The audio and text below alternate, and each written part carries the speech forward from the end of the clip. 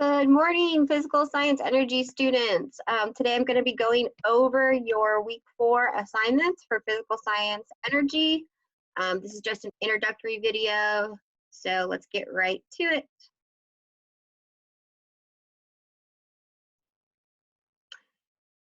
It is week 4, May 4th through May 8th. You are watching right now this instructional video of assignments. I have also attached for you here the week 4 assignment sheet.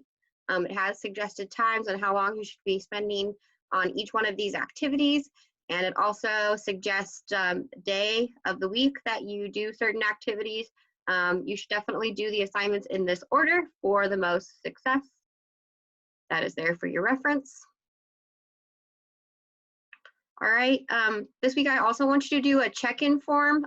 This is an ungraded assignment, but I would like you to complete the week 4 physical science energy check-in. This distance learning is new to all of us, and this is a form designed to have me check in with you about how things are going. Please put your name, what class period you're in, how long you spend on these assignments, and then give me some feedback about which assignments are working for you and which ones are not. Answer some questions about access to Zoom and Google Classroom, and give me some feedback here on assignment directions and feedback. Okay, and then there's some open-ended questions down here at the bottom for you. Please do this form. It's a chance for you to let me know what's working and what isn't for you. The next thing I'll have you do is this EdPuzzle after you do the form. The EdPuzzle is your first graded assignment. I believe there are 5 points attached to this first, sorry, this is the second video, this 2-minute video. It is Introduction to Speed, Velocity, and Acceleration. It is due on May 8th at 3 p.m. Our new due date is 3 p.m., so you need to make sure you're doing your activities before Friday at 3. This is the first EdPuzzle I want you to watch for points. Here's the second EdPuzzle I want you to watch for points. It is Mrs. Barker's physics class that recorded a lecture, but this is a good lecture for you to get all the information for our class. Okay, after you do those 2 EdPuzzles, I'd like you to engage in some reading to fill in the gaps in your knowledge. Please go to the online textbook and read pages 76 through 79, speed and velocity, graphs of motion, page 81 through 84, and the section on acceleration, pages 86 through 89.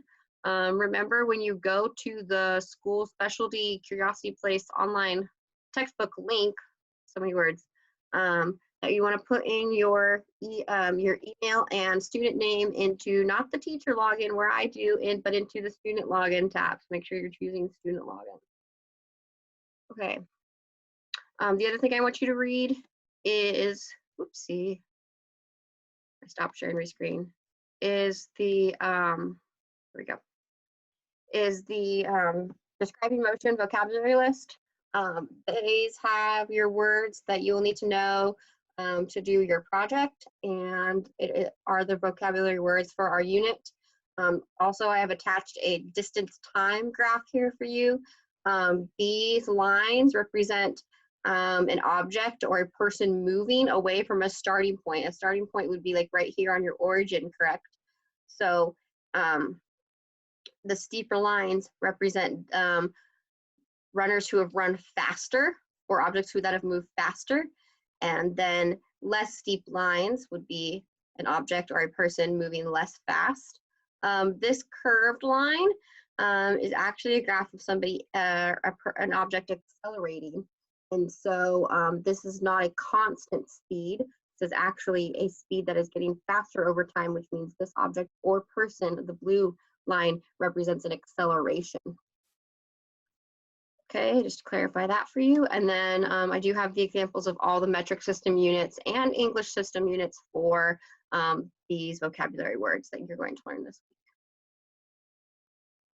All right, so after you take a look at that, you'll have enough knowledge to do the drag and drop activity for this week. I want you to fill in your answers by typing in the text boxes or by moving the text boxes, the colored ones that look like buttons, around to the right location to match the right definition or category. These looked really good last week when we did these drag and drop activities. We're going to keep doing them. I think it's a good way for you to like answer some quick questions before you go on to like a project or a lab or a test. They're kind of like our way of taking notes through distance learning. Okay, so do these. This week I am going to have you watch a couple of the Mythbuster episodes to answer some questions. So go ahead and play the video first and then answer the questions on the next few slides. And then there's one about a penny dropping from the Empire State Building that I want you to watch and then answer the questions on the next few slides. Okay, that is your drag and drop activity for this week. That is for points as well. The reading, there's nothing to turn in on the reading. It's an ungraded assignment. I just want you to have those resources and do the reading. So you just mark it as done when you are done reading it. This week we're doing a creative project. I want you to write me a story. I've never done this before, so we're gonna see how it goes. For the creative project, I thought I had it open. What I'd like you to do is I want you to write me a story using the words speed, distance, time, position, velocity, acceleration, negative or positive. It should be a written story, a poem, or a comic, and it should include these vocabulary words with accuracy. I'm expecting this to be a good, solid paragraph. You should spend some time on this. This should be more than 3 sentences long to get all of these words in your story. So here are the examples of metric units and English units, because I want you to be able to describe to me in your story a speed or a velocity or acceleration. So you need to be able to use units to describe that with accuracy and precision. You can make up your story. It could be fictional, it can be non-fictional. It must be school appropriate, but it needs to have a theme. It needs to tell a story. You can also choose the format to turn in. It can be a Google slide, it can be docs, it can be even written with pencil or hand-drawn. It can be any one of these formats because I am just opening it up to you to give me something creative and well done on capturing what these words mean. Okay. I do want you to include a written description about why you chose the format and theme that you did for your project. You feel free to use this sentence frame. After you write your story, you should describe why you wrote the story that you did. So for this project, I decided to write about blank. I chose to create a blank because blank. Other people reading my story will blank, blank, blank, hopefully learn about describing motion from you. Okay, this project is going to be graded according to the following rubric. So it would be good for you if you went over this to see where you would like to score on this. The project is out of 15 points, so you only need a 3 to get full credit on this assignment. There's also extra credit available if you would like to do more on this assignment than is necessary. And I believe that a lot of you have really good potential to turn into really good extra credit. You would get 5s, and that would be earning 5. That'd be earning 20 points out of 15. So you'd get 5 points of extra credit if you try and aim for a project that has all 5s in each category here. Okay, but you will get full credit if you do this, all 3s. All right. Okay, that's the project. After you do the project, there is a weekly quiz.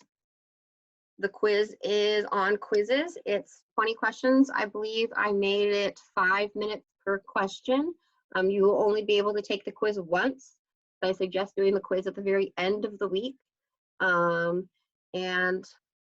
Quizzes are coming back looking really good. So I don't think we're having any problem with the Quizizz website. So I hope you learn a lot this week about describing motion. Next week, we're going to talk about gravity and friction and introduce you to forces of nature. This week is all about speed, velocity, and acceleration. So I hope you learned a lot. And please come to office hours if you have any questions. I have office hours from 1 to 2, Monday through Thursday. and the link will be available on the Google Classroom stream. All right, have a fabulous week. Goodbye.